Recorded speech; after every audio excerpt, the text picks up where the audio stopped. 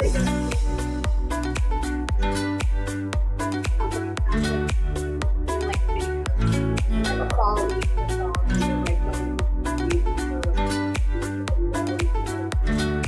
ride ever.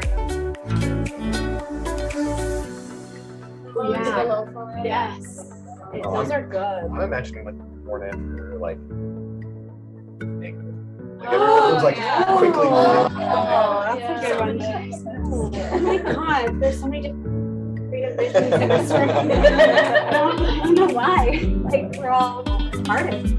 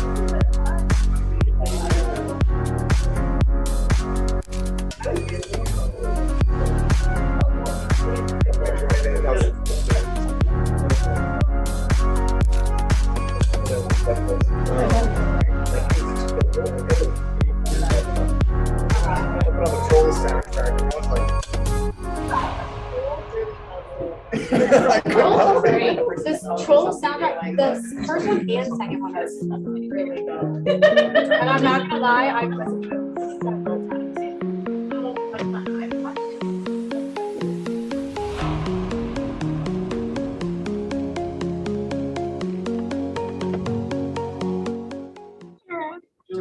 Yes.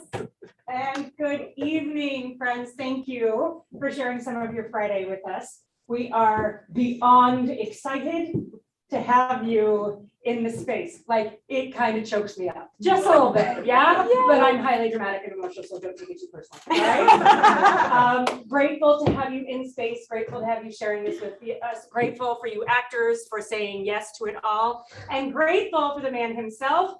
I'm gonna let you take over, Mr. Isaac Byrne. Yes, he's this cute man in the corner right here. Yes, yes. Thank you, Marion. Thank you, Marion. Thank you so much, everyone, for coming out here to the return of live Friday night readings at Azah. My name is Isaac Byrne. Thanks to the magic of technology, I am joining you from the state of New York. And the playwright, Dan Kitrosser, is joining us from Oregon.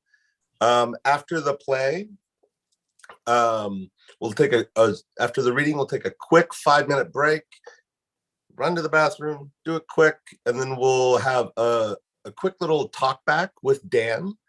You can ask whatever questions, or you can yell at him. It's fine. You can take it.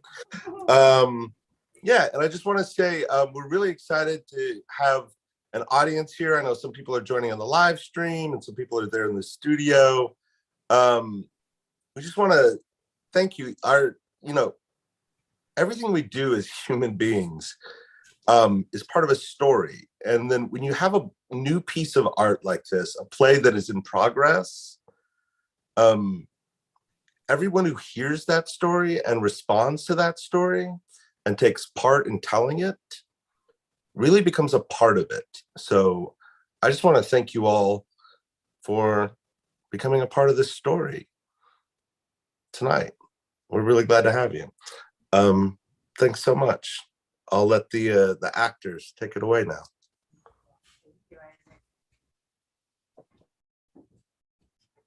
Hannah and the Healing Stone by Dan Kitrosser. 1. In a yellow house at the end of the road. In a yellow house at the end of the road, there was a woman. Me, I'm the woman.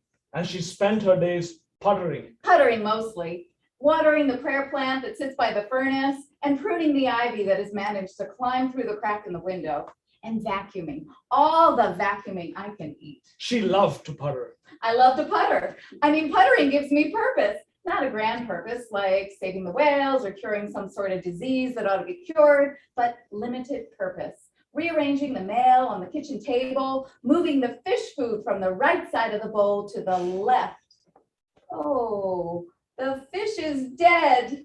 Let's get a little net and flush it down the river, and I'll make a call over to Marvin's aquarium to see if they have any more goldfish. At that time, I worked at Marvin's aquarium. Hello, Marvin. I'm not Marvin. Marvin, yes, this is the lady who lives in the yellow house at the end of the road. Yes, Hi, yes, hi. I'm wondering, she was wondering whether or not I'd be able to pop by. oh, would you just be able to pop by with a new goldfish, please? You can put it on my account. She loved having accounts. I love having accounts. I have accounts everywhere. At the Albanian florist on Hardwick, at the Chechen florist on Stubbard, at the Jewish pharmacy on 3rd, and at the Presbyterian pharmacy on 4th. The only accounts she didn't have were. I have no bank accounts. No need for them. She had enough money in cash in her dresser that was left to her by her husband. He was never my husband. He was the love of my life. I think people should have the love of their lives. I mean, if they stumble into husbands, that's fine. But this one, he was the love of my life. She knew very little about him. I knew nothing about him. I knew that he worked long hours. I knew that he had a wife and a child in Arizona, and that the child was a boy. I knew that he sweat from only one armpit, and that he loved opera, and he would sing it off key while we eat delivery pizza, and sometimes we'd go to the movies. There was a terrific old theater called The Palace down on Main Street. It's on the south side of Main Street. Low Main, we call it. It has one screen, and on Wednesdays, they used to play old movies. The love of my life used to take me there. We saw all the old classics. I like action movies. They only have action movies And I there like now. watching things blow up. I don't care for action movies. I like the classic movies, romances that step me away while I lean on his shoulder. That's all I have left, though, the memory of leaning. He did give her a bunch of money when he died. A bunch of money. And a very big rock. Not a rock, a stone, a healing stone. I've guarded it a very long time. And the only reason I stay here in the yellow house at the end of the road, you see, I want to give the healing stone back to the son of the love of my life. It's his birthright. Here, I'll show it to you. Let me find it. I think I put it under a bunch of magazines, which ought to move over here. She moved the magazines while she was still on the phone with me. The spiral cord of the telephone wrapped twice around her legs, the receiver lodged between her ear and her shoulder, and I kept asking her over the phone what her last name was. Shanansky, Shanansky. did you want to see the healing stone? Did you want the goldfish? What? What? Oh, right, yes, the goldfish. Yes, just put it on my account. Okay, and And you can come over this afternoon. oh, we're not a delivery Hanging up. service. That man, I'm sure, is staring at the receiver of his phone. I'm staring at the receiver of my phone. Marvin always looks at the phone I'm not Marvin. and hangs it up and sighs because he knows he shouldn't bring over another goldfish to the yellow house at the end of the road. Everyone that we bring over dies. But what can you do when a professional A shut putterer in. asks you and you're just Marvin? I'm not Marvin. And on a normal day, he closes up the pet store at 5:30 p.m. and he makes his rounds to the snakes and the gerbils. And I recite the names of all the pets in Marvin's aquarium. Just go through them in my mind. Lola, Wendy, Pierce, Kite Runner, Phileas, Montana, Rhonda, And usually by the time I hit, Hannah. it's time to go. They named a python after a girl who's been working there for 11 years, Hannah. But Hannah left early today. And now the job of delivering the goldfish to the woman in the yellow house at the end of the road is up to Marvin. I'm not Marvin. The Marvin's aquarium guy holds a bag with water and a goldfish inside. Marvin, you're letting too much light in. It's too sunny out there for the evening. She yanked me inside. Come inside, stay a while. No, I actually have a movie I should get to. Rubbish. Come in, come in. I need you to help me put him in his new home. The Marvin's aquarium guy steps inside. Oh, don't mind the plastic everywhere. I'm halfway done painting. I'm just gonna go get the bowl. She went off into another room. Can I get you something to drink? A beer, a soda? I have instant coffee. I'm fine. What's that? I said I'm fine. I looked at stacks of magazines cluttered on a table and picked one up.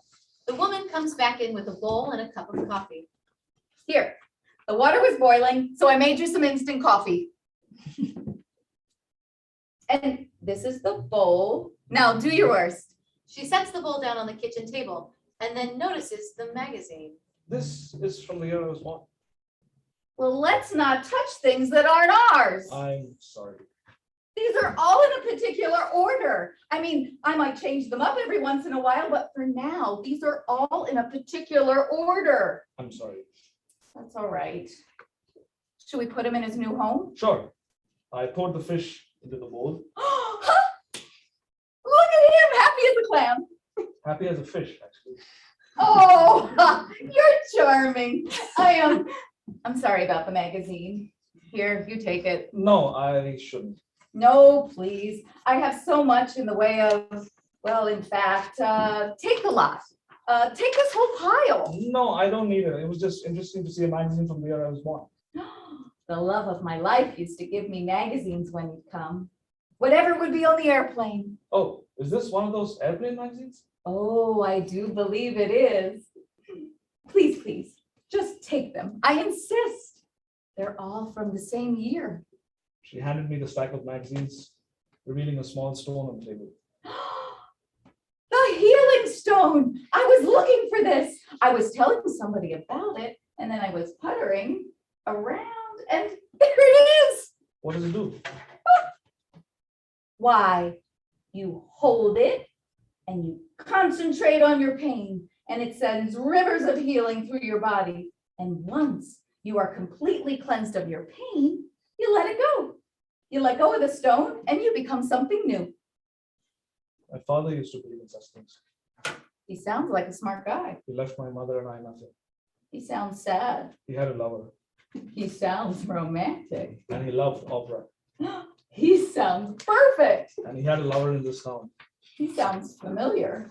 I moved to this town to find his lover, to confront her for ruining our lives.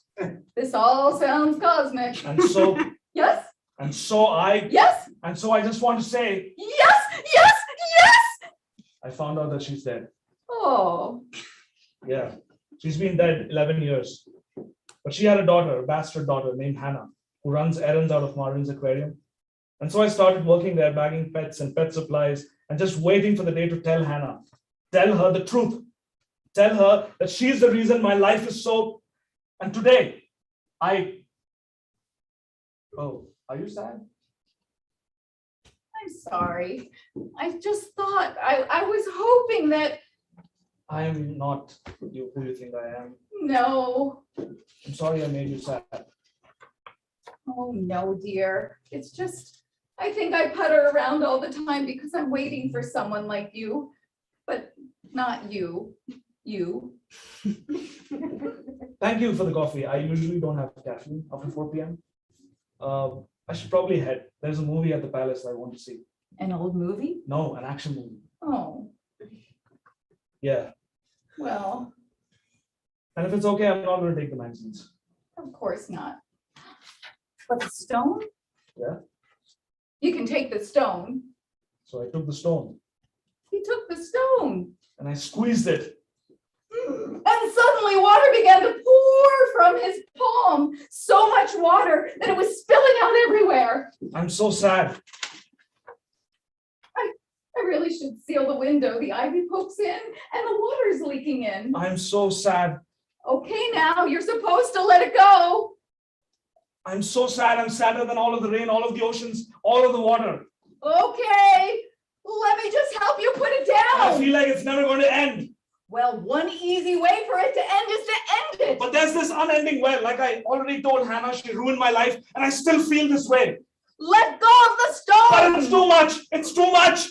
I tried to pull it out of his hand. She tried to pull it out of my hand, but my fist was relentlessly tight around the stone. And so we fought over the stone. As the stone wept rivers Oh, rivers and rivers. and rivers until my whole house was flooded and magazines were floating and lamps and armchairs all bobbing up and And down. I'm squeezing the stone so hard, I feel like every emotion that I've ever had is shattering through me.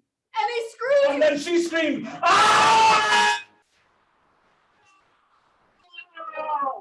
The sound of thunder. Boom, tsh. The lights go out. And when they come on, Marvin's aquarium guy is alone. When I opened my eyes, there was so much water. Water everywhere. And me? I turned into a goldfish. 2. Hannah, or the girl who wanted to leave but couldn't. We find Hannah alone biking in the woods. I gotta get out of here. That's why I'm biking. Biking fast, in the woods. Come on, Hannah, push it. You see, everyone always thinks that I'm just Hannah. Hannah, the girl who wanted to leave but couldn't. But I'm gonna show them. I'm gonna bike right out of Jenkintown. To where? Who knows, but I'm going. I cannot wait to leave everyone from Jenkintown behind. All the everyone's of Jenkintown. They all stopped saying hello a while ago. Now they just watch me but pretend they don't know me. You know, like this. And they talk about me behind my back, tell my story to each other, to their friends, to their family. I'm trapped in the old story. Did you know Hannah wants to leave but can't? Did you know she wanted to be a writer but stopped? Did you know that Hannah is just a delivery girl for this town? Did you know that Hannah has a sadness in her that is unending? Did you know that Hannah is the reason for my unhappiness? Did you know how annoying it is to just be a character in everyone else's story?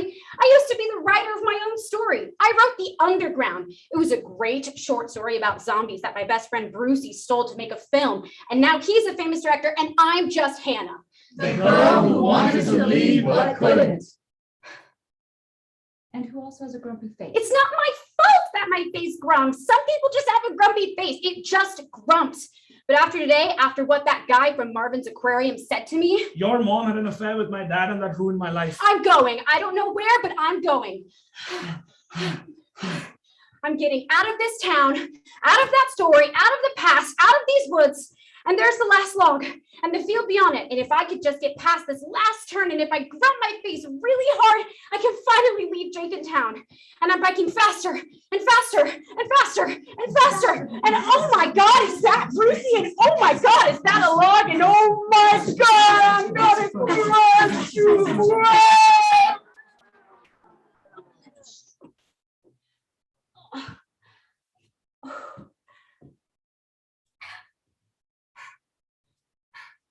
I crashed to the ground. And when I look up, I'm at the edge of Jenkintown. And who, out of all the people, do I see but Brucey, looking up at the sky that is threatening to rain. And I look down and my jeans, and they're torn. And I'm covered in blood. Stupid Hannah. I guess I should go back and get cleaned up. A bleeding Hannah turned around and headed back toward Main Street. 3. At Empire Chinese on Main. Maddie, the Chinese food girl who is actually from Taiwan, a Taiwanese American young woman, stands at a cash register. She strikes a gong. Gong! I hit this gong when people order the food with the day's special sauce. A phone rings. Ring! Hello, Empire Chinese. What you want?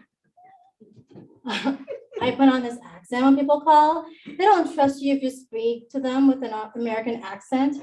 I don't think it's a matter of wanting to be authentically Chinese. We're not going to get anything authentic at Empire Chinese on Main in Jenkintown. After all, my family's from Taiwan. But I think there's a comfort, you know? Like things aren't changing. Like if I'm an immigrant, I am an immigrant. Everyone is still in their place. I could read you my dissertation, but oh, sorry. You want vegetable fried rice, 2 general style, and a chicken and special sauce? Gong! Hi, bang it. You know here? People also really like the gong. It's like a big deal on Maine. The gong itself comes from my grandmother's grandmother, whose father was a metal worker in Taiwan. People like coming to look at it. There's always at least one school trip each year. The 5th grade does a whole series on China, and that's usually when my mother will try and cook something actually from her heritage. We try and explain to them that Taiwan is not China, but the variations on the theme of Mandarin are largely lost to the residents of Jenkintown. Alas, there's just not a market for bitter melon soup in Jenkintown on a regular Tuesday. Usually the kids don't like it and the class parents are really embarrassed. So they eat it and say, in a sing-song quality, how much they love it. But then everyone loves the gong. You here now? Good, ready in 10 minutes. The special sauce is ketchup and MSG and red pepper flakes. Ring. Hello, Empire Chinese. Pick up or delivery. Hannah enters from the rain. She's a bit cut up. She limps. She goes over to the fridge and examines the different sodas. Maddie is transfixed. 2 vegetable lo mein and a wonton soup and some spring rolls. What's that? No, I'm from China. That was different, girl. I had to cough and give to a customer. cough. I'm from China. I authentic. You want to hit gong? Normally just for people who order special sauce, but for you, Gong! ready in 15 minutes. Can I help you? Just the water, I guess. Hannah limps over to Maddie. $1. Oh, yeah, just, Do you need a Band-Aid? no. Okay, just give me a second. Fish out the money. A bell dings. Ding! I just have to get the order. My cousin in the back is so proud every time he packages something up. He could just say, it's ready, but instead he rings the bell. Ding! Your accent What? is just, people like it when you sound Chinese, huh? Yeah, But you're not. not what? Chinese. Oh, we're from Taiwan. I know. You do? Yeah, we'd come in 5th grade here and your mother would make bitter melon soup. I can't believe you remember. I wish she'd make it year round, but I guess that would expect a lot from the psychotic, racist xenophobes who live in this town to, eat anything other than what they know. Oh, but it's really fascinating to see how they respond with ease when you perform the perception of your identity. Fascinating? Horrifying. But I try to be fascinated by it. It helps. I'm working on a dissertation about it. Huh, You're all cut up. I'm fine. What happened? I'm fine. Hannah has dug out enough change and reaches over to Maddie. Their fingers touch. When their fingers touch, time freezes. When her blood-caked fingers touched mine, I felt a river of electricity shoot up my body. And then the coins started dancing, jingling, making sounds to a plink-a-plunk rain. Coins fall from the sky. And our fingers closed one another, and they curled into one another, and the counter between us vanished. and music started to play. The sound of an arahu. Old, ancient music with an arhu. And she showed me her 3 wounds, one on her arm, one on her side, and one on her knee.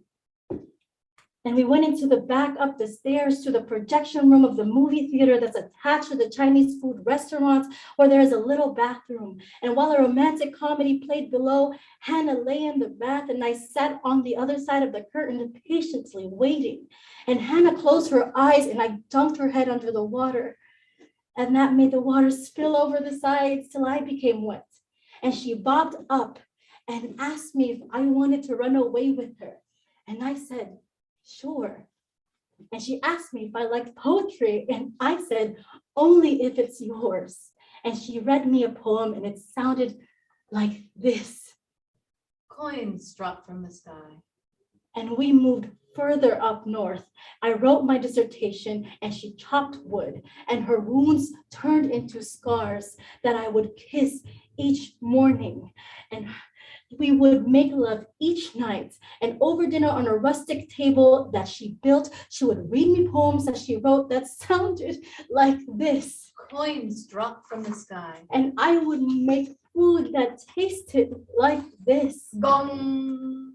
And we were loved by the town and left alone all the same. And we were married for 67 years before one night we both turned into one another on our bed, and love deep into each other's eyes, glazed with tears of joy of a lifetime of looking into one another. And we inhaled and we moved our gray, wrinkled heads together, my lips pressed into hers into mine. And when we exhaled, the only sound was Ding. This snaps Maddie out of her reverie. sorry. For what? Just, I don't know where I went just now. That's okay. I'm good? Of course. Ding. Shoot, I have to go get the, I'm Maddie. Maddie. Ding. And you are? Hannah. Ding. Ooh, my cousin. Could you wait just 1 second? Sure. Ding. Just 1 sec. Maddie goes to the back of the restaurant, leaving Hannah alone. Hannah opens the bottle of water and takes a swig. She quickly pours water on her cuts. The water drips down onto the floor, making a puddle. She quickly leaves. Maddie returns with a bag to an empty restaurant and a puddle on the floor. The Arahu music plays. I'm so self-conscious of you. I wasn't before, but now I don't know. I just want to run to that water and kneel in it, like it's the water that dripped out of the bath. Maddie kneels down in the water and presses her lips to an invisible Hannah, then opens her eyes. I don't think you ever realized what loneliness is until you press your lips to someone who isn't there. 4. It was supposed to be one day. Merle's Diner. Connie and Geffen, 2 film producers, sit at Merle's Diner, down the block from the Empire Chinese. Connie lights a cigarette. The rain plunk-a-plunks outside. It was supposed to be I know. one day. I know. I'm serious, Gaff, one day. What do you want me to do? I don't know, but I'm pissed. Yeah, I'm pissed at the high heavens. Okay. The high heavens, okay? Why did they have to crack open on this one particular weekend? Climate Don't change. say climate change. But to have these kinds of storms, please, it's the, what do they call it? The greenhouse effect. Do you know what, Gaff? What, Connie? I'm a climate change denier. Are you now? Sure I am. I deny the change. No, why not? Bleep you. I can deny all the bleeping climate. I bleeping want to. I deny it. Okay. I say to you, you're not welcome here. Climate in, I don't know, what the hell is this bleeping cesspool called? Jenkintown. Okay. Jenkintown. One day, Gaff. I know. Okay. You promised me this kid could shoot a whole film in one shot in one day, so I came between 2 gigs. But now this bleeping storm. I'm sorry that they didn't appoint me associate producer of the weather. Yeah. Okay. What am I gonna have? I could get a grilled cheese with ham on it. You could. I could also diarrhea all night long. Okay. Diarrhea in my hotel. Okay. Motel, diarrhea in my motel. Motel. Yeah, your motel. Got it. I don't think that you should be saying these things about climate change, even jokingly. Some people might hear it and Get offended? no, believe you. One day, Geff, you promised me this kid. I know. Shoot, and that this Brucey could do a whole shoot of a whole film in one single day. He's a miracle. Come. Yeah, well, a miracle. Boom. That ain't. Welcome to Merle's Diner. I'm Merle. You folks make any decisions? Yeah. Yeah, I'm gonna have the everything. Omelet. Oh, sure. And for the lady? Do you think the grilled cheese with ham will give me diarrhea? Honey, It's a question. It's a serious question. No, I have a don't right you to realize- ask. It- don't be one of those out of towners. I'm not being an out of towner who thinks they can just, it's a little legitimate question. It's If not a this will legitimate cause me to question. have diarrhea. This kind of woman makes the food herself. I Clearly, mean, it's she kind does of- not make the food herself. She's just the waiter. Yes, she does. This is Merle's, and her name tag says Merle. You wouldn't like it if someone asked if one of your movies was I gonna would give them like it. diarrhea. I would think that it's a reasonable question because there's so much crap out there. Oh, do you make movies? Yeah.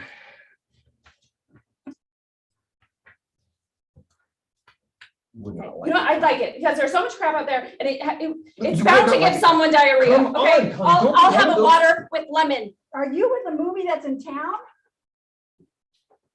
An everything omelet and a hot water with lemon. Are you gonna write it down? No, I got it all in the noggin. So you're with the movie. Yes, yes. Do you know Brucey? Do I know Brucey? Everyone knows Brucey. You wouldn't have some interest in memorabilia from the underground. Memorabilia from the what? It's Brucey's first movie that he shot here. What do you have? Well, I have the original short story We that don't want, Hannah wrote. we don't want a story. We want our food. Of course, I'll be back in 2 shakes of a milk. Some might call that rude, Connie. She's gonna forget our food, yeah. She's going to spend 20 minutes trying to find an old story written in crayon, and we're going to be stuck here while it rains, buckets outside, and I'm supposed to be in Memphis tomorrow, and I don't know how you talked me into this sleep. Because he's brilliant, okay? Because it's something to behold, to see a young kid in their prime, you know, with their whole life ahead of them. Because I don't know, Connie, because seeing him ready to make his first movie, his first picture, it reminded me of you and me. Back then, before we got weighed down with everything, and I wanted to just share that with you. I'm Ubering to the airport. A light shines on Merle in the storage room. A long time ago, Connie and Geffen were a pair of screenwriters and best friends. But they both married men half their age. She didn't like his husband and he didn't like hers. There wasn't an exact breakup, just a missed phone call here, a forgotten birthday there, and time. And they both left writing behind them and became producers, whatever that means. A year ago, both their husbands left them for younger women on the same day, but it wasn't until now, at my diner on this rainy eve, that they came back together. And it looks like it won't last much longer. So you're going to Memphis? It appears that way. I really think that you should wait to see him work. Connie. Always the optimist, aren't you? Even if we have to wait for the sun. What was that? What? Except when it, Except when what? no, you said something. No, I didn't. What does except when it counts mean? You know what? Whatever. There are limits. I don't know. Okay, there are limits to the bright side of things. We all are like that. We're all. It's just all of us are like that. Do you not think that I was optimistic about us? Us? What us? You and me. We weren't an us, Gab. We were associates. Occasionally, we wrote together. We were best friends. Were. I was happy for you, Gab, when you got married. I was so excited. He was so handsome. But then you became, I don't know what, smaller, weighed down. I mean, writing, you kept second guessing every instinct. Writing with you was like lifting 2-ton blocks. And so what did I do? I found some guy exactly the same. And where you became small, I became loud and hard, tough. And when I found out they both left us on the same day, I thought you'd call. I thought you'd call. Well, you see, I think we were both waiting for someone to pick us off the ground. But I called you now. Yeah, well, you know, the key to comedy. Good timing. Yeah, and the key to bad comedy. Bad.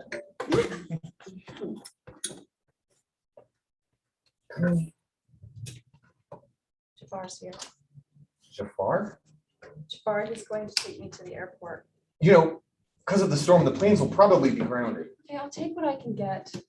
Lights beam in from outside. Must be Jafar. Must be Jafar. Connie gets up to go. Geffen puts his hand on hers. I never, stopped believing in us. Merle returns, holding nothing. Son, could you go grab the everything omelet and a hot water with lemon from the counter? Why can't you get it? Oh, you know what? Never mind. I think I'm gonna head to the airport. Yep. Of course. Look, Kevin stands up, goes to the counter to get the everything omelet and the tea. Connie stands up too.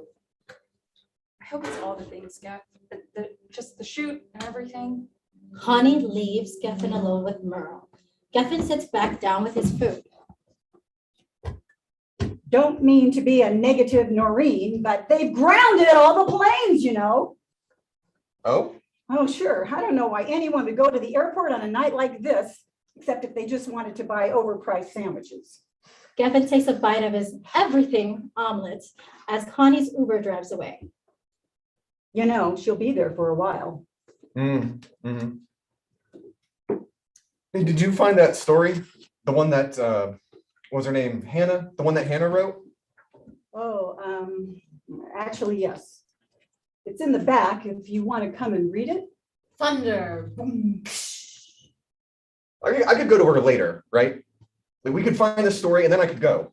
All the planes are grounded. Of course, I mean, I don't know, if the rain lets But up. there will still be a delay, right? I mean, no matter what, I have time, right?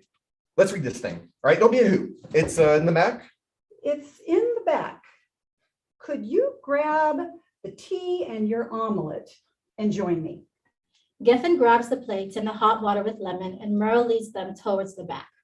Yeah, I'd bring you the story out from the back and show it to you here, but you know, I can't lift anything. I'm a ghost. And they're gone. 5. The fabulous fable of the Chinese food girl, who is actually from Taiwan, and the goldfish. Empire Chinese. Maddie looks over the puddle where we last left her. Where you last left me, remember, was me, alone on the floor of the Empire Chinese restaurant on Main. There was a puddle and I'm ashamed. No, not ashamed. Proud that I cried into that puddle. I cried in it for a long while because sometimes you just need to cry. And when I opened my eyes after said good long cry, I noticed something kind of odd. Blub, blub. There was a goldfish swimming around in the puddle of the scuffed black and white checkered laminate floor. Blub, blub.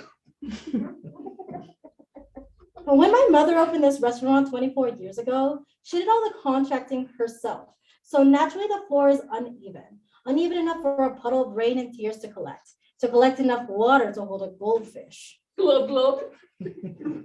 Now I have no idea what kind of fish you are, but I imagine that you escaped from the tub in the back where my mother keeps her fish. So back you go. Maddie is about to pick up the goldfish when... Wait!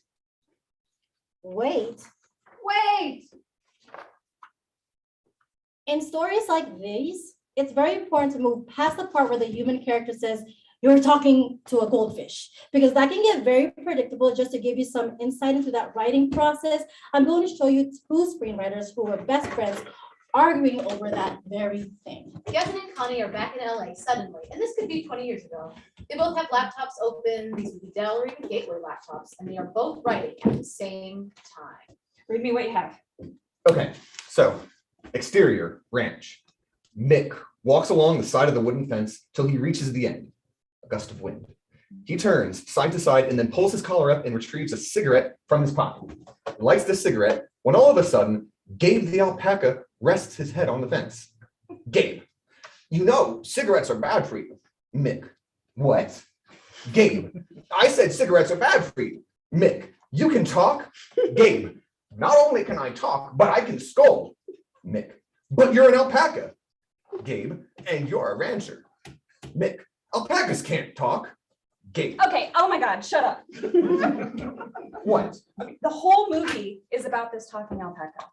Right, Yeah, I know. It's called Gabe, the Talking Alpaca. Yeah, that's what I'm writing. The audience knows that Gabe can bleeping talk because of the bleeping title. They don't need a whole conversation with Mick proving that he can. Look, but I'm trying to make it realistic. It's called Gabe the Bleeping Alpaca. Actually, it's not called Gabe the Bleeping Alpaca. I'm just saying It's a that the kids' audience movie. doesn't need a page and a half of I dialogue. just think if we want Mick to add saying, bleeping "Oh, to the no, title, you can we should talk? really rethink our goals. Can anyone else hear you? You always overwrite everything. We can just cut it later then. Why don't you cut the whole thing because it's terrible? So let's get the part where I don't believe the goldfish can't talk, and then the goldfish convinces me that she can. And we'll jump to the part where I'm holding her and about to take her to the bathtub in the back with all of the other fish that my mother keeps in order to make her various fish stews. When the goldfish says, Don't put me back there with the other fish. why not? It's where you belong. But I'm not like the other fish. I mean, they've been fish for days, weeks, their whole lives. Me, I wasn't. And until very recently, a woman who lived in a yellow house who puttered too often, but didn't have much to do. And I was recently turned into a goldfish. And how did you end up in a puddle on my mother's uneven black and white checkered vinyl floor? That, my dear, is one of life's great mysteries. I'm throwing you in the tub with the other fish. Wait, I'm sorry. I didn't mean to be glub. Don't you mean glib? That's what I said. No, you said glub. And what did I want to say? Glib. I'm not following. Neither am I, and it's been a long night. Look, I don't remember how I got here. Goldfish are known for their terrible memory. But I do know that I can help you. And how can you help me? I can grant a wish. Really? A wish? Of course, a wish. What else could I grant you? Now, all you have to do is tell me what you want. I tell you what I want, and you just grant me this wish? Well, that's only part of it. You see, first you have to do something for me. Okay, to the tub you go. Fine, I'll grant you a wish. And then you'll do something for me. What? You'll have to set me free. I've been cooped up in a small yellow house for years, and now I'm cooped up in a small yellow body. And more than anything, I want to be set free. So you'll do that? I mean, after I grant your wish, you'll set me free in some ocean out there, globe. I will. All right. So what is it that you really want? That's easy. I want Hannah. Thunder. And then the sound of a bell, the kind when a door opens.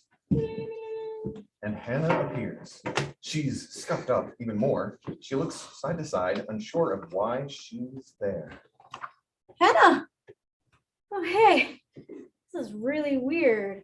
I made it to the edge of town again and it was raining hard. And I could see the movie set close down production and I thought, perfect. Okay, I can make it past that field. Then I don't know. I felt compelled to come back here. Where were you going to go?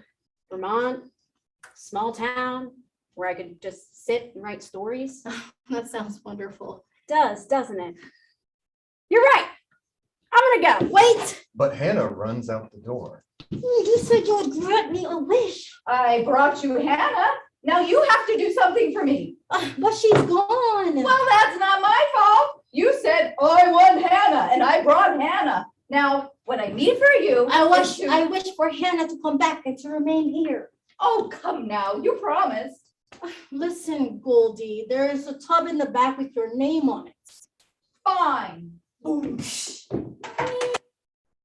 Hannah! Oh, hey, this is really, really weird. I was just making my way down the block, ready to go to Vermont, to a small town so I could write stories, but then I just felt compelled to turn around and come back in here. Maybe it was the vain hope there'd be bitter melon soup? Well, sit down at a table. I'll see if there's some in the back. Hannah tries to move. Oh, hey, this is really, really, really weird, but I can't move from this spot. Like, I can't lift my legs. I'm stuck. Actually stuck. Okay, this is freaking me out. Goldfish. You wish for Hannah to come back and remain here. So she's here, remaining. That's not what I meant. I meant for Hannah to, stay here with me, but leave the other outsider of this town together. That's what I meant. Well, you should have been more specific. You don't have a crowbar to yank me off the floor, do you? I hate being stuck. I'm always stuck. I just want to move, but I can't. I just want to leave Jenkintown. Why, Jenkintown, do you always pull me back? Goldfish. She's freaking out. Look what you did. Look what I did. Look what you did. Jenkintown, let me leave. Let her leave. You have to wish for it. Well, I wish Hannah would come back with me to my secret room in the projection booth of the cinema. And then you'll let me go? And then I'll let you go. Boom. Ding. Blackout. 6. Then what? Marvin's aquarium guy wanders down Main Street, squeezing the stone, water gushing from his neck, his shirt sleeves, his pants. I'm not blind to the metaphor that this whole storm, which has brought its wrath upon Jenkintown, is the manifestation of my unfiltered psychological problems. I get it, that if men could just deal with their emotions in a productive way, there wouldn't be torrents, tempests, typhoons trapped on paved sidewalks. There wouldn't be mudslides yanking the wealthy houses on the hills into the valleys. There wouldn't be Ubers bobbing up and down in the middle of the street with out-of-town film producers banging on the windows. There's Connie trapped in her Uber, banging on the car window. Help! Hello! Someone help me! Just a second, I'm pontificating. I'll be suffocating! I am sad. I am stuck! I'm really, really sad. I'm really, really stuck. I accidentally shoved part of my blouse into the safety buckle, and now it's jammed. And Jafar just up and left me, and now the water is up to my knees. Okay, help! I'm drowning! So was I, in rage. Oh, I see. I'm drowning in water, which is a little more immediate. Okay? Yeah, rage. That'll get you. You see, my dad used to come to this town to visit a woman named Merle, and I always wanted to confront her. But now I had to just settle for her daughter, so she could know what her mother did. I thought I will go up to Hannah and I'll tell her that she's the fault of all of my rage, and I did. I just never thought about a then what. Aren't you going to ask me what a then what is? If I do, will you let me out of this car? Maybe. Fine. What is it then what? A then what is what Susan Wiesgrau, my English teacher, used to say about a thesis. Like you'd say, I think Nick Carraway is gay. And she'd be like, then what? And I would be like, but aren't I amazing? I just proved that Nick Carraway was gay. And she gave me a B-. Well, maybe if you could prove that Gatsby and Carraway were an item, actually, that would be awesome. That was something that they were missing in the new movie they did. Because I think DiCaprio can take it, like he spends a lot of time with his mom. But I don't know then what, okay? I don't think about the consequences. I'm a boy. And boys have rage. Because our dads left us. And our moms chain smoked while staring out of windows. And we were never formally taught how to appropriately deal with our feelings. So we rain havoc because negative attention is still attention. I am sorry about your dad, but are you going to save me? No, I'm not going to save you. I have a trapped and wrapped audience for my rage, and I don't ever want to give it up. Look, it's not just because the water is up to my chest and I want you to let it all go and help me out. I have lived a life where I have carried every grievance with me and tried to just chain smoke them away. And I will tell you from experience that the only way to be free is to just let all of that crap go. What crap should I let go? Me! Then what? Then what? Then what? Huge clap of thunder. He squeezes his fist around the stone as water rises in the car up to Connie's neck. The water's up to my neck, kid. Time to let me out. It's time to let me go. Please! Please forgive the metaphor of a man and his pain and what it is doing to the world around him. I don't care how hard it rains, how much is washed away. I'm never, ever going to let go of the stone until it destroys everything. No, I'm never letting anything go. I think I won't go to the movies now. Okay, no, don't go to the movies. Okay, don't leave me alone in this car. Don't leave a bleeping film executive in a sinking car while you go and watch the bleeping movie that she wrote and sank at the box office. That's too on the nose. 7, gravity, or how to let go of that old story.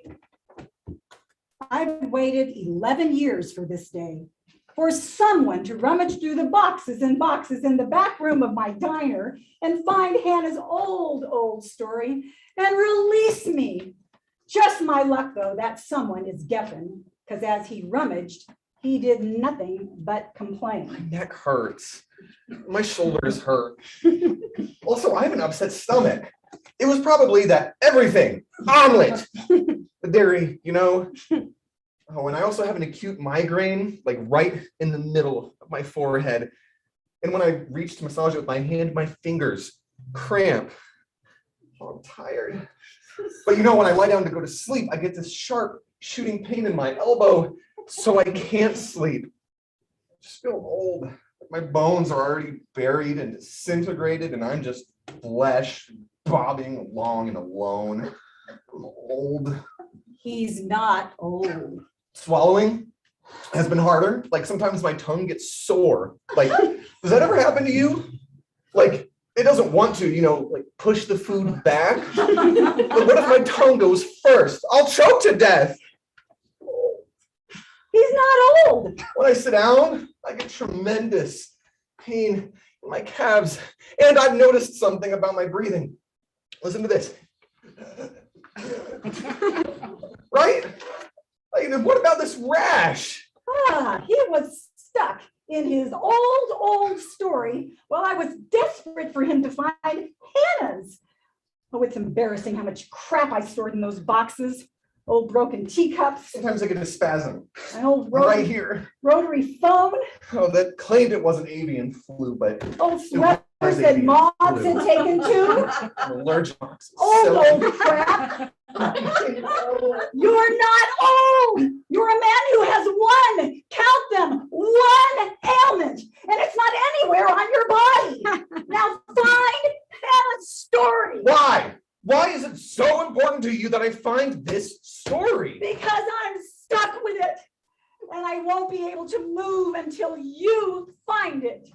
I didn't understand what she meant. So instead, Merle took me back 11 years to when she was an extra in Brucey's first film called The Underground, which she claimed was based on a short story by her daughter, a girl named Hannah. Hannah and Merle lay down next to each other. You know, if you really did write the short story that this is based on, why are we both just extras in this movie? It's not a real movie. But headlights and cameras and someone calling themselves the best boy. That's just Mr. Augustin. He's our physics teacher. Well, I've never seen you write a darn thing. I wrote it. Hannah and her mother laid there in the dirt, waiting for Bruce to set up what would become an iconic shot of zombies rising from the dead. Brucey just had that, you know, the follow through. I always said you just need some follow through. You want to do big things and then one little thing gets in the way and you just give up. Why do you always give up, do you think? Is it because you know you'd fail if you tried? Can we just lie here and wait to be dead and silent? I think that's your problem. You want to leave, but you can't. You want to move, but you're stuck. You should figure that out. Mom! And at that moment, Brucey stood over them and said, I'm just going to put a small amount of dirt all over your bodies, okay? Okay. Okay.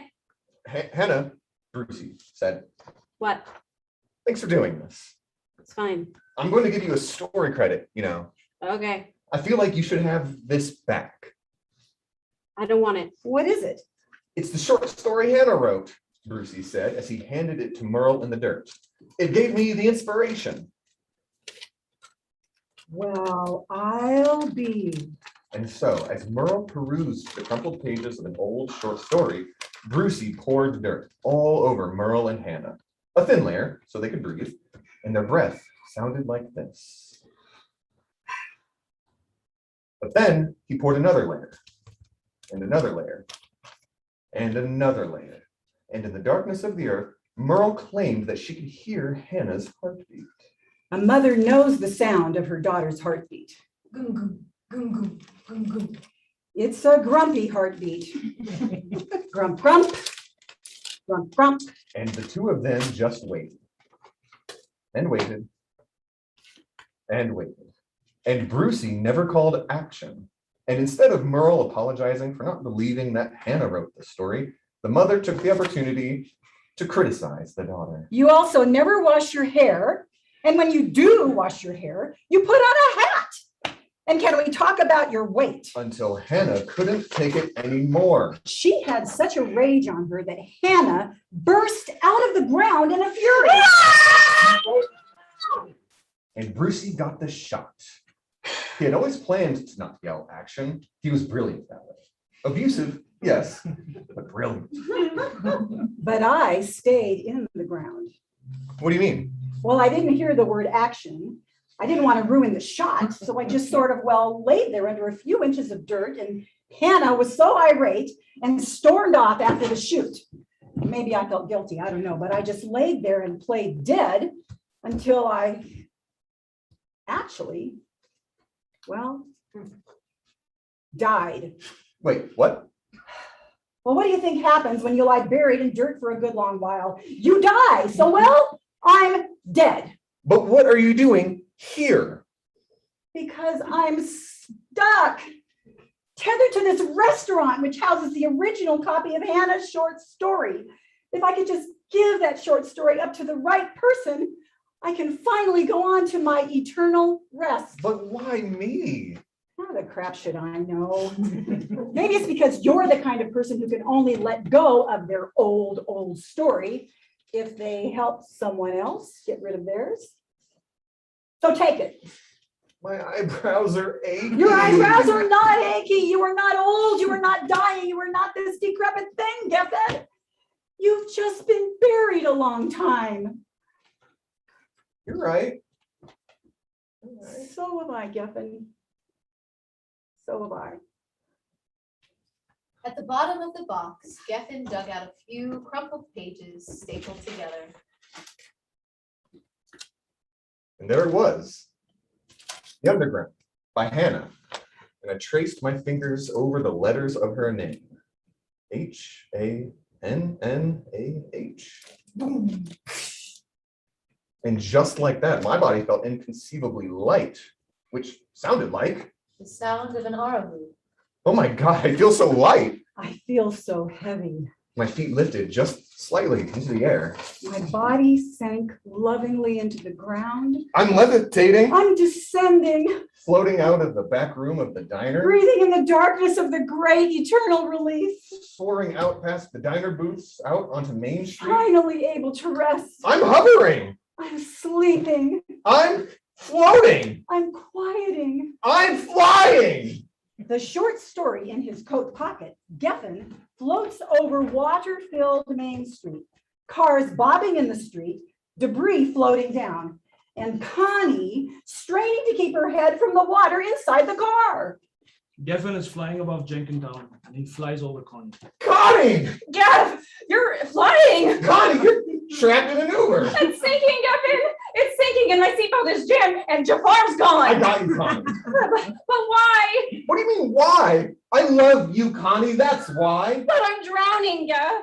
I know that. No, not literally. Oh, God, you were so literal. I'm in a bleeping sea in this bleeping business, drowning in paperwork and scripts that are almost as legible as the cursive you accidentally write every day with the skid marks in your underwear. What? I hate the movie stuff. I'm drowning in bleeping movies and bleeping deals and bleeping rewrites and bleeping hirings and bleeping contracts, and it's all bull bleep.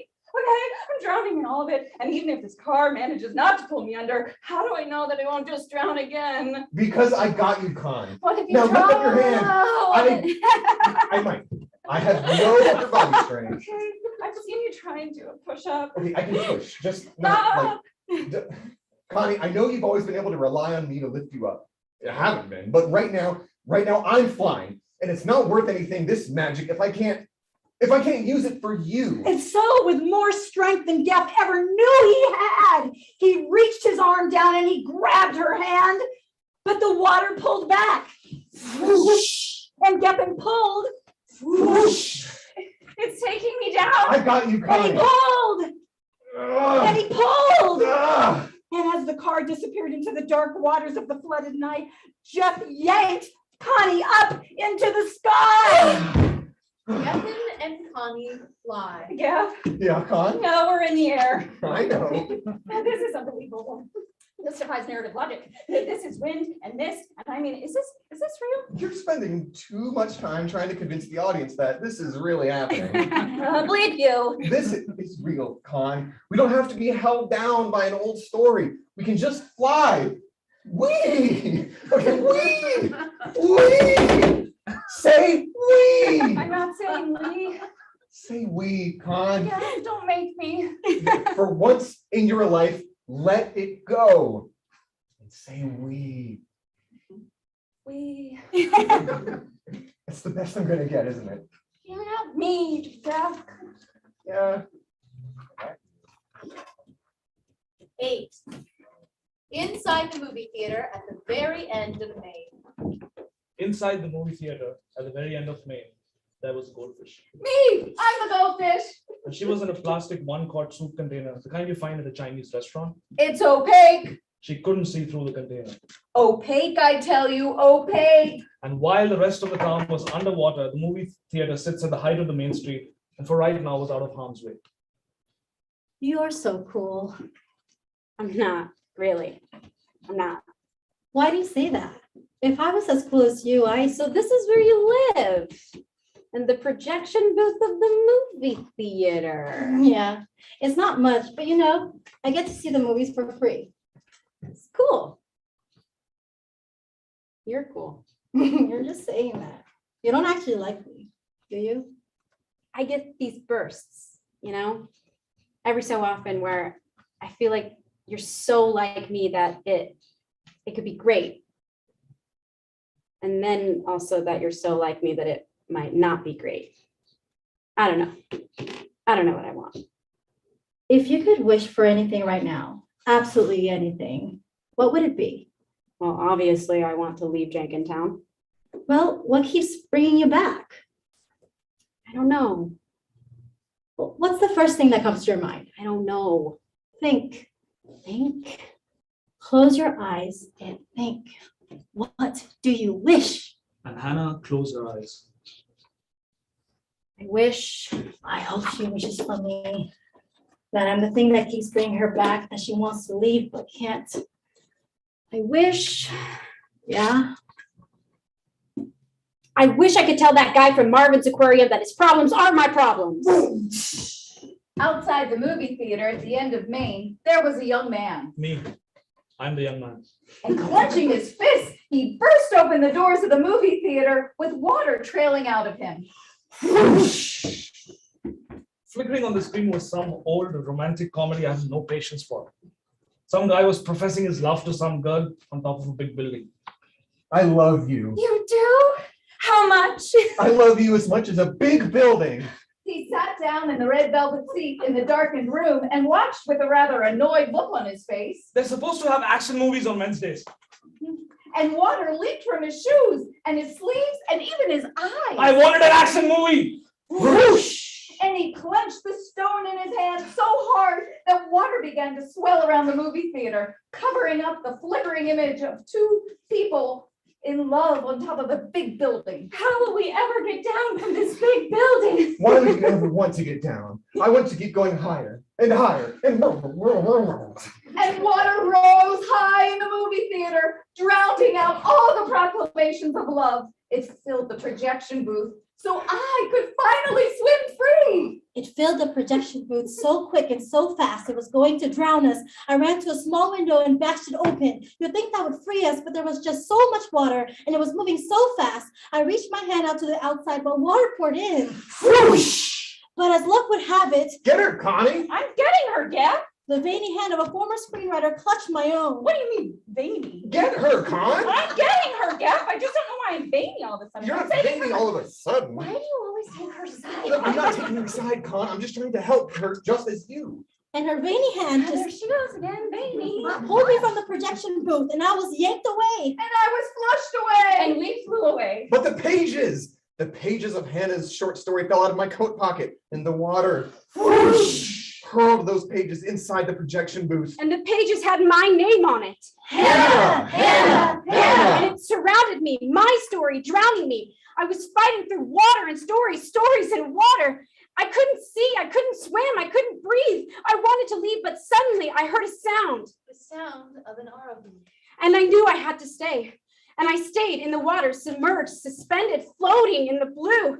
I had to stay to end this, and the pages, my story float out of the way, and I can see him, the guy from Marvin's aquarium, tumbling, sliding past the projector, swimming towards me with the rage in his eyes, and his hands are closed, and a few bubbles swarm his body, and we just lock eyes underwater as if, and some goldfish flips past, and I see that one hand is clenched tight, and I don't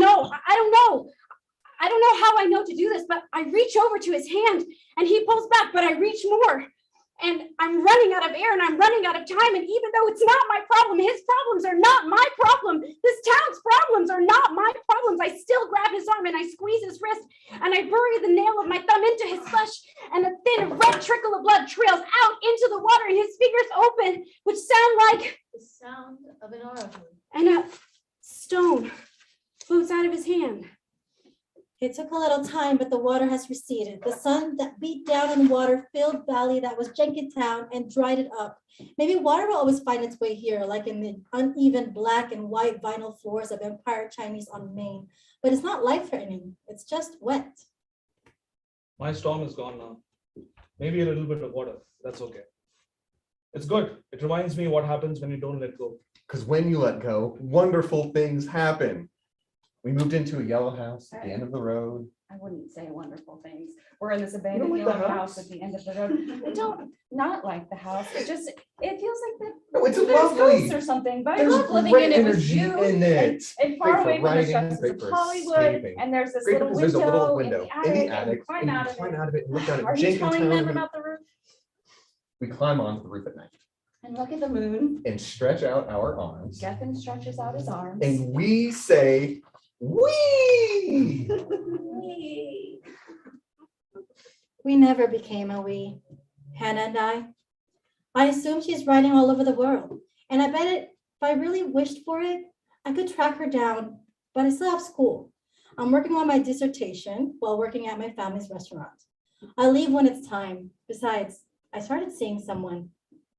No, not him. It's on me. But I tell her about Hannah, about how she saved the day. And probably how I caused it. Yeah, but no one knows where Hannah is. I don't. Not me. Haven't seen her. Not since that day when she wrestled the stone from my hand. I saw her once. Oh, I stayed a goldfish. Nothing wrong with that. World's gotta have us. And that means I get to have the world.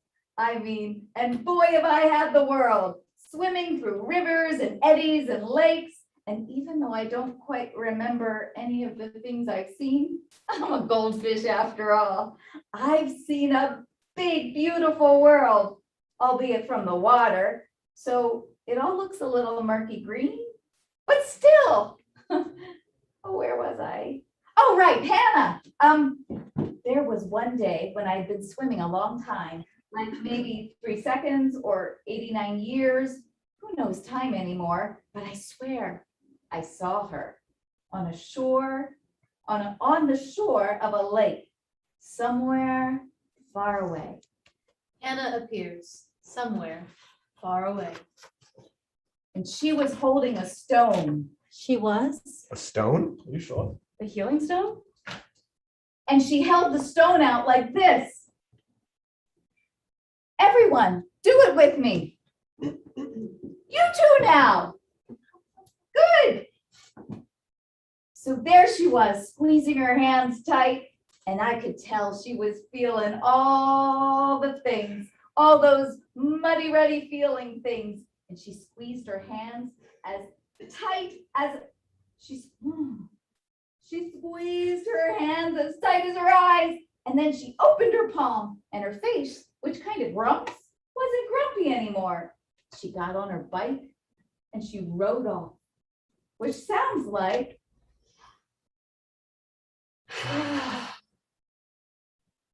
and Hannah, our Hannah, was finally able to let it all go. The sound of an arabu. End of play.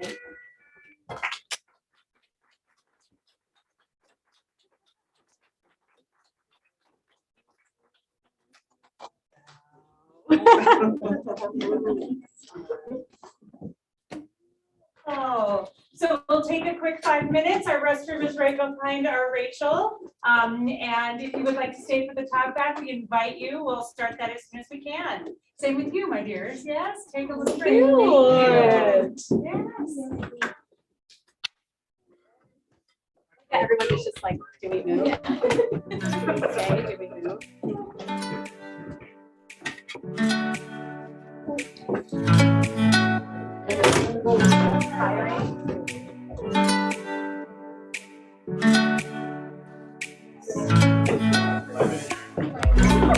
So great!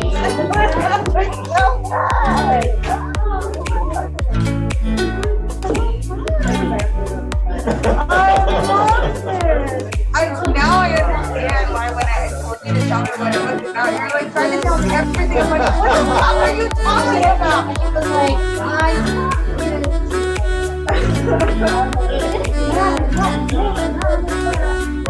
Yeah, it was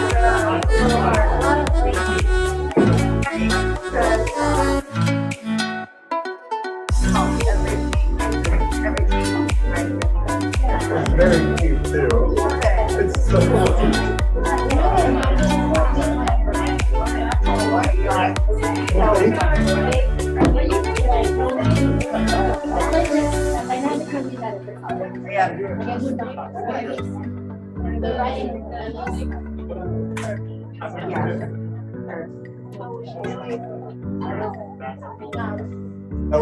it was fun. Hearing your story was every time you get transported.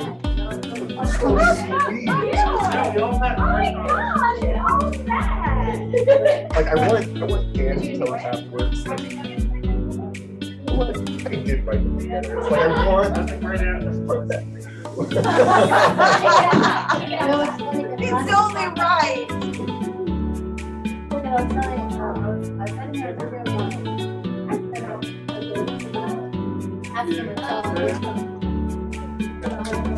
and I was going through it, and I'm like, shit, I am her. Like, it went to a point where I was like, oh, we're not far off.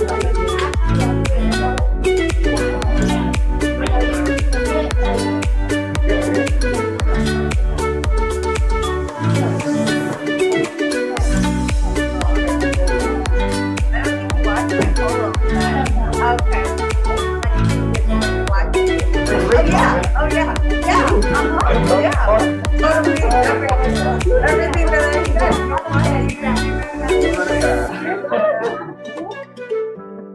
That was fun. Yeah. Y'all's timing. That was fun.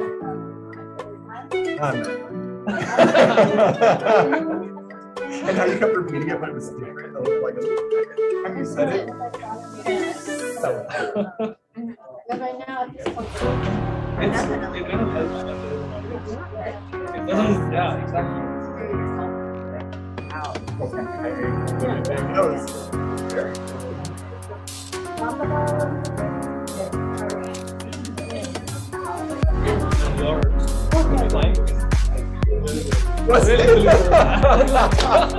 You're flying. I don't know if you saw, but every year, Connie, she actually like got out. She was like, oh, so I actually was grabbing. I didn't know what to expect. When I first read it, I was like, I think I know what I'm supposed to do. Yeah. Yeah, that was great. It's not your birthday. It's such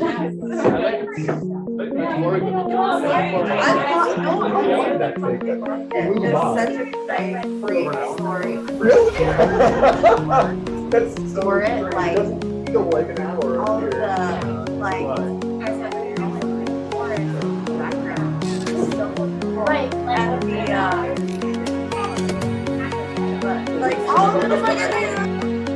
It's like a Q&A talkback writer.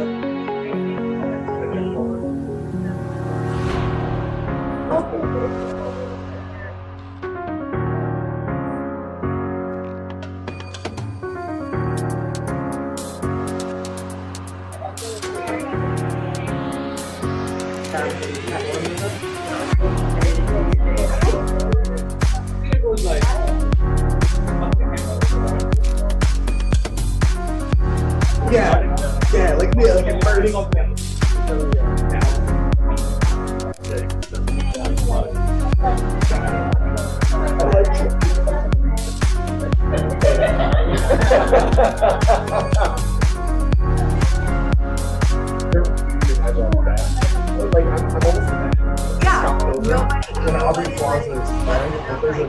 Did you? physical The writing, sensor it's bar in the over her writing. mouth and it shoots it out. All That's right.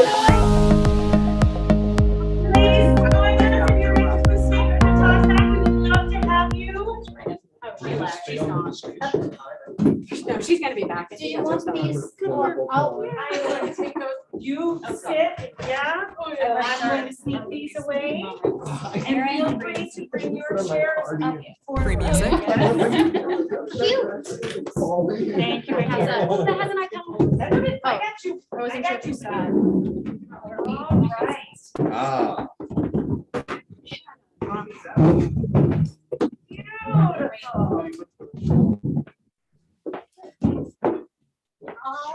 All right. Hopefully everyone can hear me okay. Can you see? We have lovelies in the, yes, all right. Yeah, awesome. Technology. All right. I think Glenda and Ann running back. Swimming back. Come swim. Swim. Love, love. Love, love. Good. Thank you. Awesome. And I don't know if anyone is still on the live stream. If you are, I think Jackie will be able to feed me any questions from that. I think 7 folks. Well, hey, 7 live streamers. If you get excited about a question or a comment for Dan, send it through, and I guess Jackie will send it on to me or share it with us. There's a little delay. Okay. All right. Well, I don't know how computers work. Hey everyone, if you can see him, this is Dan Kitrosser. Here on the yeah.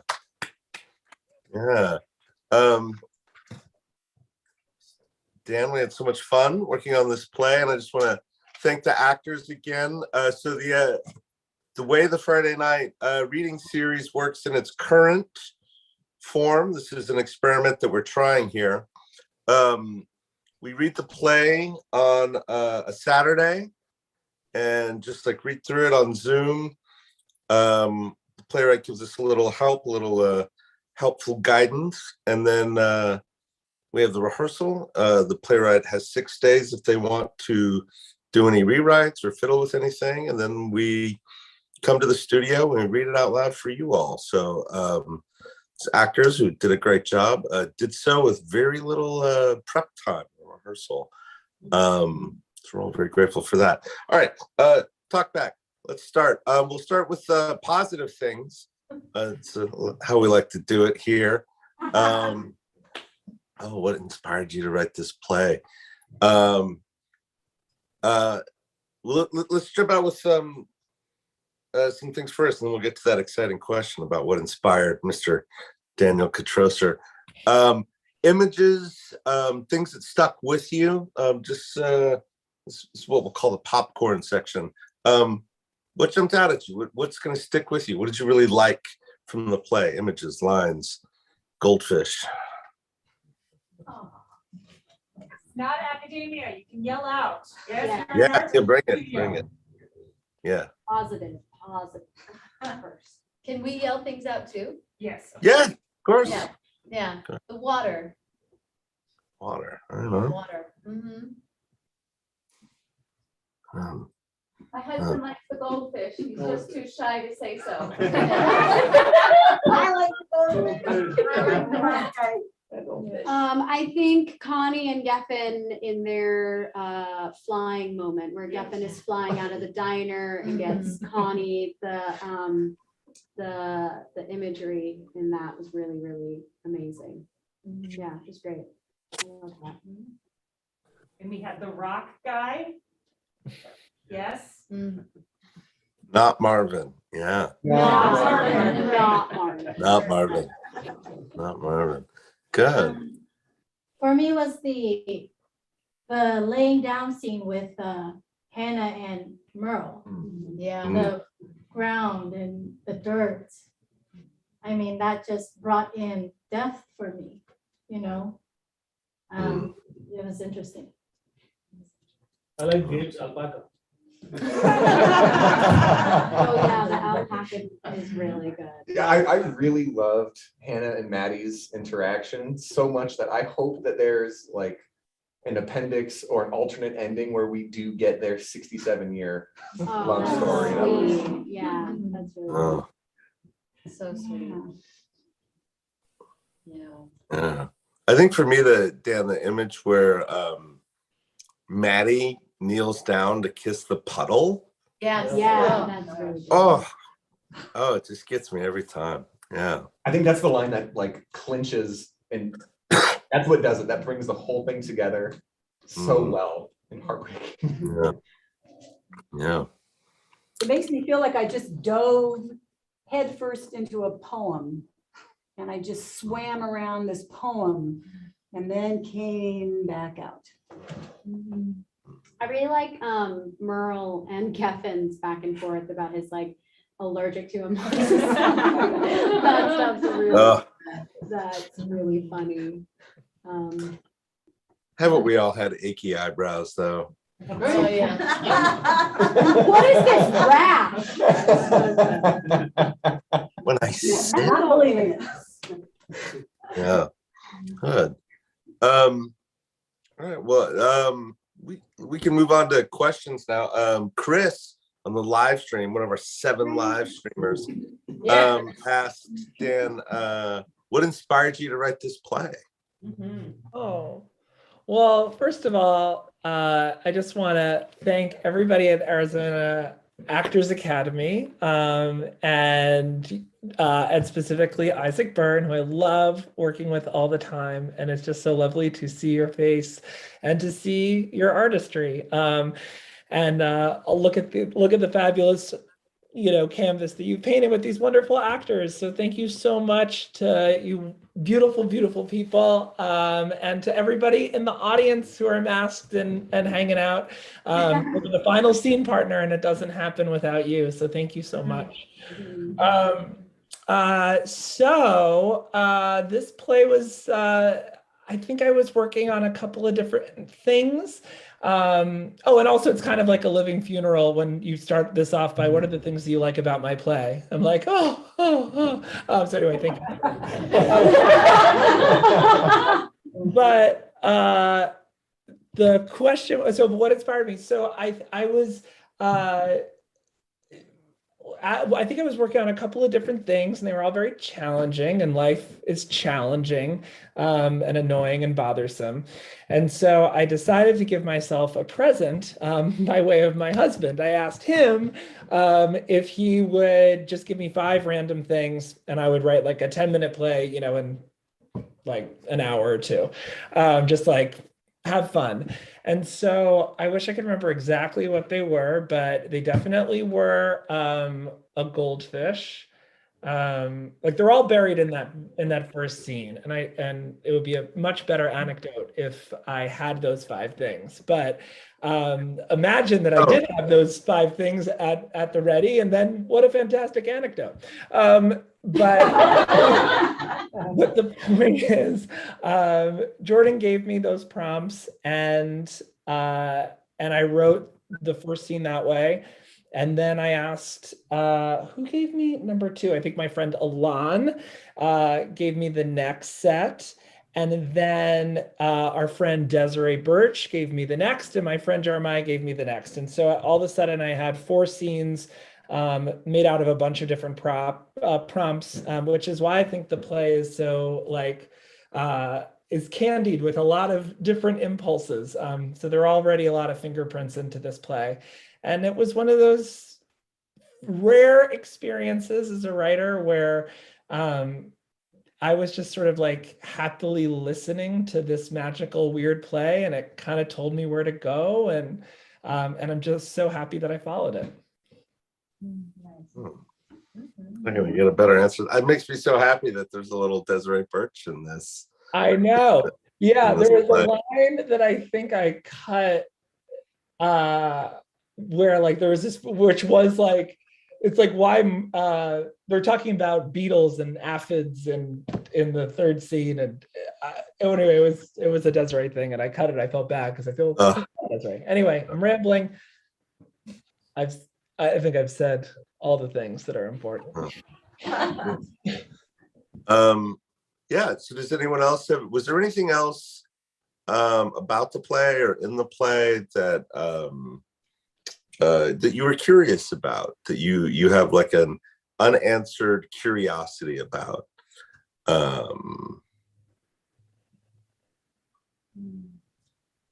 just have a comment. I think that the humor was written into it very well, but the direction obviously really amplified it. I was saying that it was kind of cool to have like built-in like sound effects and like chorus with everybody involved. It really kept everybody actively participating, and it made it feel even more interwoven in that way. So I loved it. It was really great. Oh, thanks. Well, you know, I cut my teeth in children's theater, so I think no matter how mature I get, I still am, or not mature. I'm not very mature, but the plays and the audiences that I write for might be mature.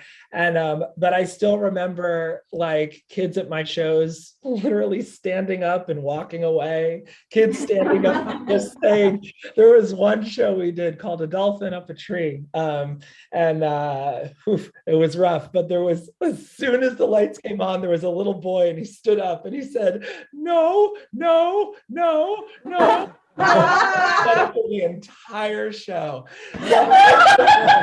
What I love is that, in fact, like we think as adults we're better, but my God, I definitely have sat in the back of a play going, no, no, no, no. You know, using some of those tools of like, let's all make it rain, you know, pat on your chest, like these are, you know, these are traditions that are thousands of years old to get people, you know, interconnected and to make theater going a communal experience. So for all of us kids out there, I'm glad you enjoyed it. And, you know, that's what I'm trying to bring to this. I love that. That it reminds me of, I worked at this theater, just like Running Lights, but they would do like the old melodramas, and people would bring popcorn and water pistols, and like the actors would shoot the audience with water pistols. It was great. It was a fire hazard, but it was fantastic. I mean, it was maybe bad. It was wet popcorn everywhere, but yeah. I have a quick comment. That's my forehead right here. That's Marin. Yes. Dan, Yes. that's Marin. Marin has been our coordinator on the ground, the associate producer there, making it all happen. Thank you, thank you, Marin. Isaac. I'll pay you in love later. Okay. Yes. This is neither a positive or negative, but I was so struck, and I want you to know that Rachel and I have been on a quest to read new plays. And we've been exchanging, and whether they're plays in progress or within the last 5 years, it's just been our goal for the past year to really get into some new scripts.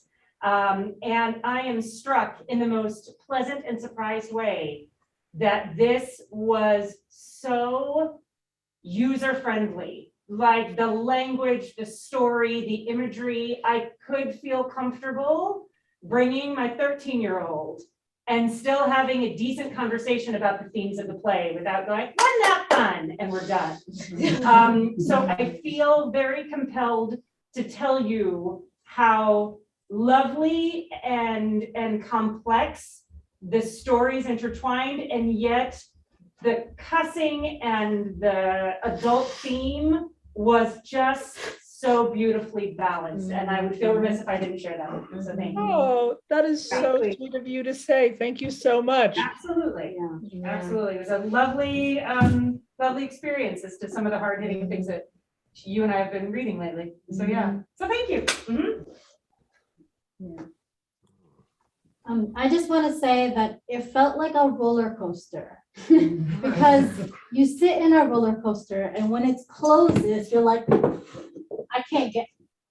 can't get out. Like you have to stay in it until it's done, you know, and the more, the slower it goes and it goes up, and it drops and it goes this and that way. And you never really know what loop you're going to get into, but it's like, you have to experience it that way because really, that's what it felt like, just the energy just going and compounding after one another. And really now I am immersed in his story and her story and their story. You know, it's like you couldn't just experience mine. Like I couldn't just experience just mine. I had to look at the goldfish and feel what goldfish is feeling, or, you know, Marvin, who's not Marvin. He's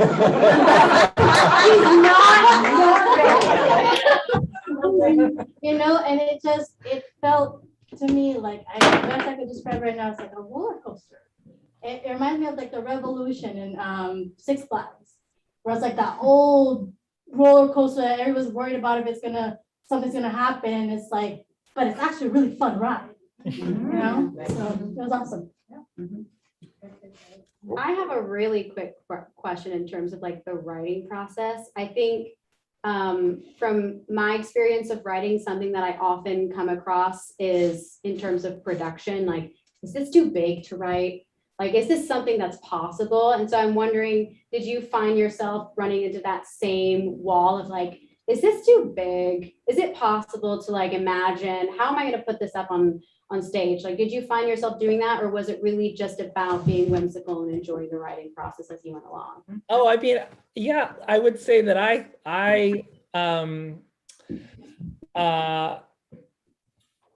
think Jose Rivera, who's a wonderful playwright, has his like 38 tenets of playwriting. And I think like number 29 is put something impossible in your play.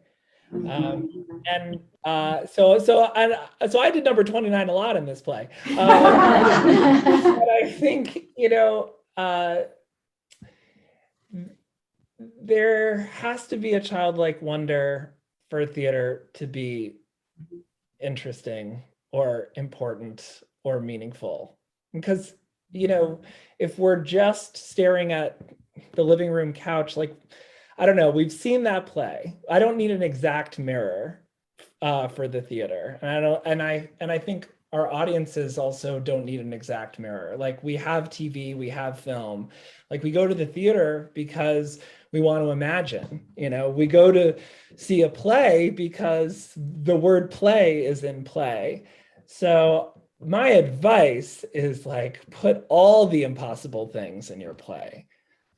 Make it an event that will be spectacular because it's thoroughly human, and you've put yourself and your guts and your pain and the thing your sister did in 1997 that you're not over with. Like, yeah, like put all that in there, but oh my God, take me on a ride.